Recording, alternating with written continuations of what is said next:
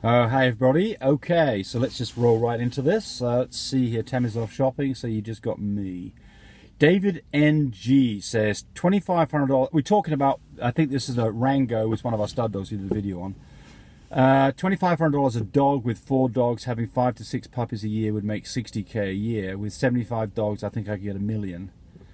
Yeah, well, it's all of this is, 75 dogs. I mean, I don't know who wants $75. I mean, that, that's a whole different operation than what we would ever want. It'd be hard to look after 75 dogs and give them the kind of treatment they need. But there's other ways to get to $1 million, by the way, in this game. And that right now would be, specifically, there's a number of things that are really hot right now. And I'm just going to talk about them for a moment. Fluffies. So full fluffy dogs, I mean, you absolutely can get $1 million on a litter of full fluffies. As crazy as it sounds, it's absolutely a true statement. So you can get there with full fluffies. You could get there with pinks. I don't know much about pinks. I'm learning about them, and I'm going to do a video on this when I know more about it, but certainly on pinks. You could do this, I think, with this new thing called huskies, possibly. Specifically with the pinks, I did see a litter from England. And that litter, there was 2 dogs in there that were named $500,000 and $1 million. And that's the dollar figure that gentleman would like to have for those dogs. Now, whether they sold for that amount of money, I don't know. If they did, that'd be a $1.5 million litter in 2 dogs. 2 dogs. I'm not buying those dogs. But other people might well do. And I mean, more power to them. So I don't want to bash anybody. I'm pretty much a kind of a libertarian. I think that everybody should get on with whatever they want to do, and we should try to get the government out of it. That's my rule about this. And if somebody wants to offer a dog for $1 million, you have the right to either say, I can't afford that, or that's a beautiful dog, but unfortunately it's not for me, or like, hey, I want 2 of them. So, all right. Polo Toribio says, if little d, little e, Italy, therefore no red eye glow, would it still be called a platinum dog? No, it would not. Remember, it's 1 notch off a platinum. Actually, it's 1 notch off an Isabella platinum. So a platinum dog is always little co, has a red eye glow, little d, little e, little e. Or it is little b, which is testable chocolate, has a red eye glow, little d, little e, little e, you'd call that a Isabella platinum. Or it's little e, it's little co, little b, red eye glow, new shade, little b, little e, little e, platinum new shade. That is an expensive dog. That's the dog, by the way, if you want to get the $1 million litters, that's the dog that can get that done. Oh, somebody says, nice thing here, very helpful channel, beautiful stuff. Well, thank you, appreciate it. Melissa Brown, is there a size ratio? By the way, you can tell I don't read these things beforehand because I'm so slow to think about what's going on. Is there a size ratio correlating with bitch sizes? For example, you are whelping small dog in this crate. I have a small to medium size heeler, approximately 40 pounds. Would a slightly bigger crate like this? Ah, okay, gotcha, right.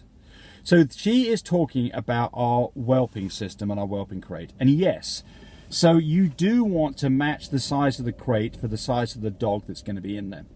If you make it too small, and I see people make this mistake, you've really crowded the dog and you have not your doggy wants to be able to stretch out, turn around easily without stepping on dogs, right? She wants to be comfortable in there. But if you make it huge, then puppies can kind of get lost in the periphery and have a hard time getting back to mom when it's time to eat. So you do want to make this the appropriate size. So here is my rule of thumb. Frenchies typically need a 42 by 28 crate. That is good for a dog that's something between 15 and 15 and 25 pounds. The next step up would be a 48 by 30 inch crate. I'd recommend that for any dog that's between 25 and 70 pounds.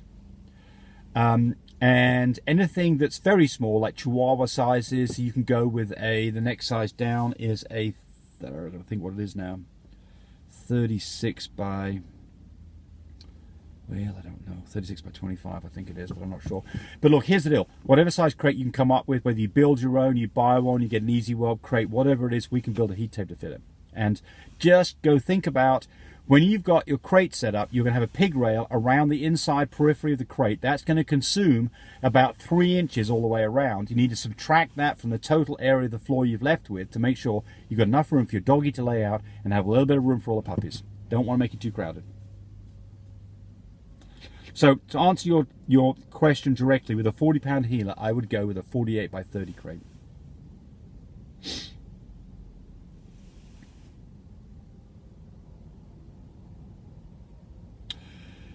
Caron Carter, can you or someone scrolling through comments please answer my question? Well, here's the answer to your question. Oh, there's some replies. So the question is, using a progesterone machine, do you have to add anything to the plasma, or can you just put the plasma straight in the test and then run it through the machine? So here's some comments. You need to add it to a mixture. Not sure of its name. And somebody else says, I hear it's called the buffer solution. Not to be sure, but James will have a video. I do. Do you have to know the name? Okay, so here's the answer. I can only tell you about the machine that I'm very familiar with, which is the Whelping Fine Care. But I suspect that they're all the same. Certainly with the Whelping Fine Care, you absolutely have to spin the buffer down and add the right amount of plasma to the buffer solution. And then you have to add the right amount of that to the cassette, and then you run the test. If you don't add the buffer solution, you're going to get stupid numbers, and I don't know what they're going to be, but they're not going to be accurate. So you absolutely have to. Anytime you buy a set of test kits from us to go in the Fine Care machine, you are going to get 10 cassettes, 10 buffer tubes, and a calibration chip. Every time you'll get that. And you have to use those correctly to get the right results.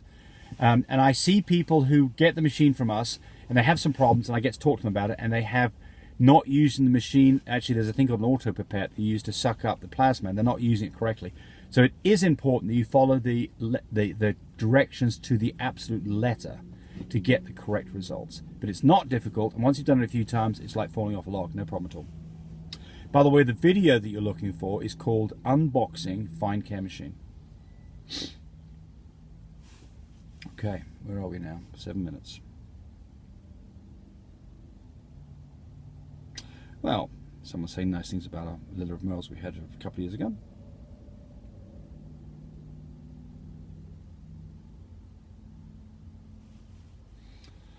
Okay, Andrew Goodwin. Here's one on prolapse vaginas. So a dog had a prolapse uterus, which is it's not the uterus, it's actually the vagina is what's going on. So the vagina sticks out the back of the dog, and it can be various different stages. You can see one that you can just see the opening of the labia, and you see something that looks about the size of a small tangerine sitting in there, to the point where it's a tennis ball and it's actually hanging out. So there's different levels of prolapse. Anyway, the vet sewed her uterus there. So the vet did what's called a purse stitch, where it's not the uterus, you actually put a stitch across the openings of the labia. I'm going to do a very good job here. Open the labia, you put a stitch across it to pull it back in, and partially, and stop anything from falling out. Because you don't want the insides of the vaginal wall falling out, because if it did, it could dry out, get cracked, get infected, other dogs might try to bite it. So you definitely want to take care of this if it's hanging out. Okay, the vet said that she would be fine, that she could be bred. I just didn't breed her because this was her second heat. And not even a year old. Any advice? What would you do? So I've been through this situation more than once, and I've been through it a number of times with other people, and I've never had a problem doing what I'm going to tell you now, and that is this: a dog's less than a year old. I wouldn't breed it anyway. And typically, dogs that have a vaginal prolapse don't have a history of vaginal prolapses. But certainly, and I've never been in a situation where I couldn't AI through a vaginal prolapse. So, it looks like you couldn't even get anything in there. You just move it out the way with your finger, get a rod in there, and you can AI that dog. So that's not a problem. The problem gets to be is that you got to C-section these dogs. You do not want it. So that what happens is the prolapse shrinks back. It all looks normal. Dog starts to go into whelp with a potentially prolapse vagina. The whole thing could come out as it's having puppies, and I've never had that happen because I've never put myself in that situation. I've always gone ahead and had a C-section at that point. We C-section our Frenchies anyway.